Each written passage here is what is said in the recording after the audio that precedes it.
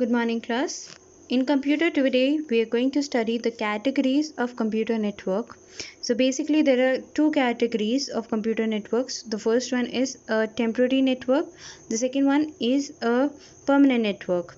Temporary network is something that is formed for a short period of time and then disconnected. मतलब जिसकी हमें permanent basis पे requirement नहीं है, वो नेटवर्क अगर हम इस्टेब्लिश करते हैं छोटे समय के लिए, लाइक पबजी खेलते टाइम जब आप एक नेटवर्क इस्टेब्लिश करते हैं, आप वो दिन भर तो नहीं रखते ना, ओपन करके रखते नहीं, आप थोड़ी देर के लिए उस नेटवर्क को इस्टेब्लिश करते हैं, after which you disconnect. So that is a type of temporary network. Second, permanent network. Permanent networks as a name suggest कि परमानेंट होते हैं, कि हमने इस्टेब्लिश कर दिया है कनेक्शन, एक नेटवर्क इस्टेब्लिश कर लिया है और हम फिर उसे डिस्कनेक्ट नहीं कर रहे हैं, उसे वैसा का वैसा रहने दे रहे हैं. जैसे बुक में एग्जांपल दिया हुआ है कंपनीज़ का. So if you ask your parents, जब वो वर्क करते हैं तो वो जो नेटवर्क जिसके थ्रू वो फाइल्स शेयर करते हैं वो परमानेंटली इस्टेब्लिश रहता है. वो ऐसा नहीं कि काम ख़त्म तो हम ऑफ़ करके चले गए, क्योंकि हो सकता है यहाँ पे मेरा काम फिनिश ऑफ हो गया हो, सामने वाले व्यक्ति को या somebody else using in the network using another system may not have finished their work. They may require files that I have. So the network is permanently there so that the sharing of data and resources is not hindered. Usually, cables are used to interconnect the computers as permanent networks.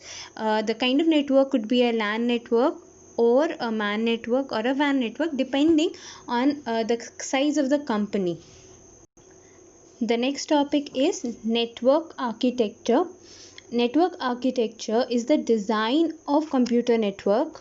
By definition, it is a framework for the specification of a network's physical components and their functional organization and configuration, its operational principles and procedures as well as communication protocols used. Protocols हम आगे पढ़ने वाले हैं. इतनी लंबी definition का basically meaning ये है कि नेटवर्क आर्किटेक्चर का मतलब ये होता है कि एक नेटवर्क में जितने सिस्टम्स हैं वो किस तरीके से प्लेस किए जाएंगे, फिज़िकली कहाँ रखे जाएंगे, उसके साथ के कंपोनेंट को हम किस तरीके से प्लेस करें ताकि बेस्ट मैनर में हम उसका यूज़ निकाल सकें. जैसे कंप्यूटर सिस्टम जो हमारे लैब में है, हमने उसे लाइन वाइज रखा हुआ है ताकि उसमें उसको यूज़ करने में हमें ईज़ हो, उसका मैक्सिमम यूटिलाइजेशन किया जा सके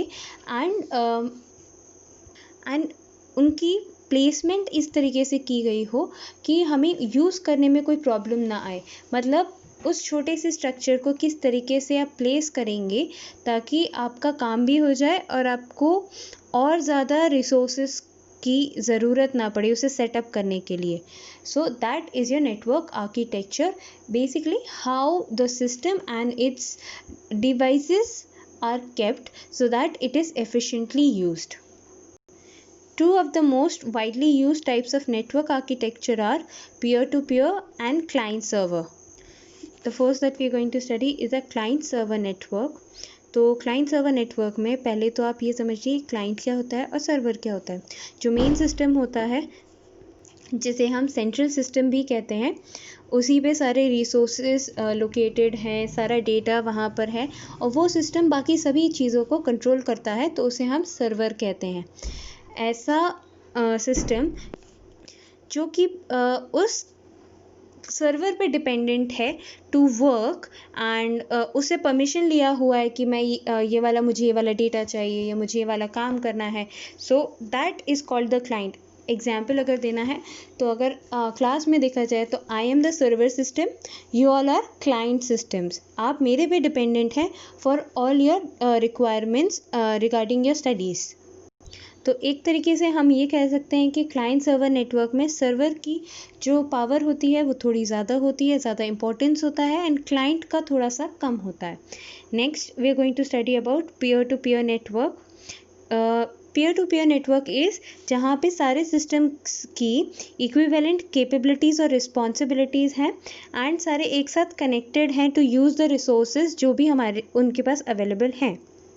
जो भी टास्क मिला है वो सभी में इक्वली बांटा जा रहा है।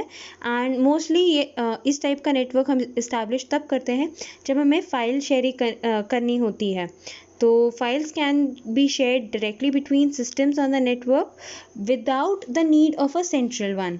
कि मतलब इट्स लाइक मैंने आप लोगों को एक असाइनमेंट दिया हुआ है, तो मुझे तो हर समय आपके सर पे बैठने की ज़रूरत है नहीं। आप लोग के मैंने ग्रुप्स क्रिएट कर दिए, अब ग्रुप्स में आप इक्वली वो सारे काम आपस में मैनेज कर सकते हैं without me interfering in your work. So that is peer to peer network. I hope you've understood. And now the time for assignment. The oral questions that you see on page 10, I'm going to read for the ones who don't have the book and I need them answered. What is the world's largest network? What do we share through internet? इन दो question के answers मुझे bye evening 6 o'clock in the message on the WhatsApp group I need. This is the assignment for the day. Thank you.